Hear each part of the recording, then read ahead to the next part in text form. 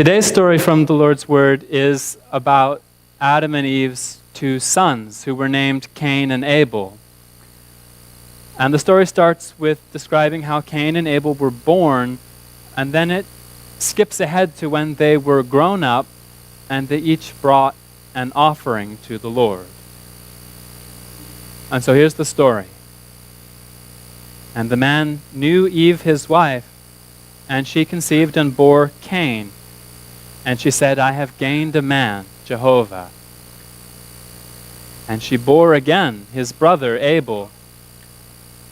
And Abel was a shepherd of the flock, and Cain was a tiller of the ground.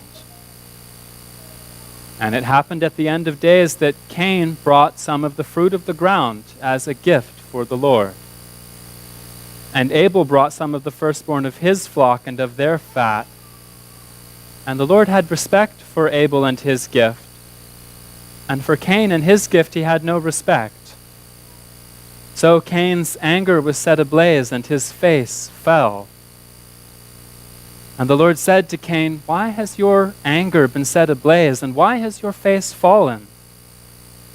If you do well, is there not an uplifting? And if you do not do well, sin is lying at the door. And to you is his desire, and you have dominion over him. And Cain spoke to Abel his brother. And when they were in the field, Cain rose up against Abel his brother and killed him. And Jehovah said to Cain, Where is Abel your brother? And he said, I don't know. Am I my brother's keeper? And the Lord said, What have you done? The voice of your brother's blood is crying out to me from the ground. And the story goes on to describe how the Lord said that Cain needed to be punished for what he'd done, and his punishment was that he would be a wanderer and a fugitive. He would have to be banished from the land where he lived. And Cain said, That's terrible. Everyone who finds me is going to chase me away and hurt me. So what the Lord did is he put a mark on Cain, and that mark was a sign that the Lord was still protecting Cain. Anyone who saw that mark would know this person is protected by the Lord. So when Cain and Abel went to worship the Lord, they each brought him a gift. And Abel was a shepherd, so he brought some of his sheep as a gift for the Lord. And it said that he brought the firstborn of his flock, which means he brought the very best lambs as a gift for the Lord. And Cain was a tiller of the ground, which means a farmer. So when he brought a gift, he brought fruits and vegetables for the Lord. And it said that the Lord had respect for Abel's gift, but not for Cain's.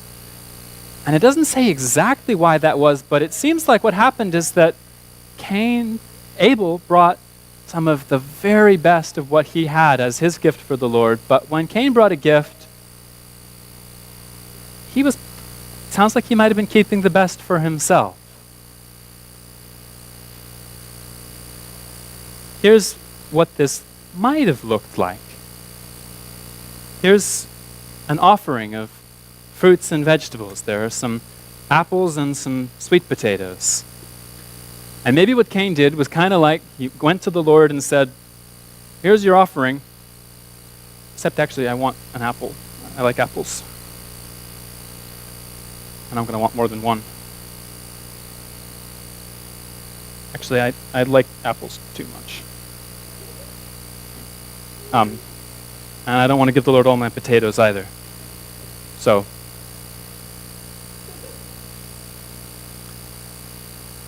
who was Cain thinking about most when he gave that gift? Abby? He was thinking a little bit more about himself than about giving that gift to the Lord.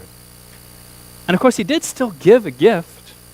He was still, it was still a nice thing to do, but it wasn't a gift that really was meant to be, it wasn't a gift that was showing how special he thought the Lord was. He was not saying to the Lord, I think you're really important. He was kind of saying, I feel like I have to do this, but I want to keep most of it for me. And so the Lord didn't think that Cain's gift was as special as Abel's gift. And when Cain saw that, it said his face fell and he became really angry. He didn't like that the Lord thought that Abel's gift was more special. And what the Lord said to Cain then is really important. He said, "Why are you angry and why has your face fallen? If you do well, is there not an uplifting?" In other words, he said, if you do the right thing, won't you feel better? If you do the right thing, won't the Lord lift you up? And the Lord also said that if you don't do well, sin is lying at the door, which means that there are evil spirits who are waiting for their chance. And if we do nasty things, well, then the evil spirits rush through the door into our minds and they bring all kinds of angry, nasty things with them. So what the Lord is telling us is that we always get to choose what we do. We always get to choose how we act. And when we act the right way, when we do the right thing, then the Lord is able to lift up our hearts and lift up our minds and start to make us feel better again. And what the evil spirits say is just the opposite. They say, if you're feeling angry, well, then you have to act in angry ways. If you're feeling nasty, you have to say nasty things. The evil spirits try to make us feel like we have no choice.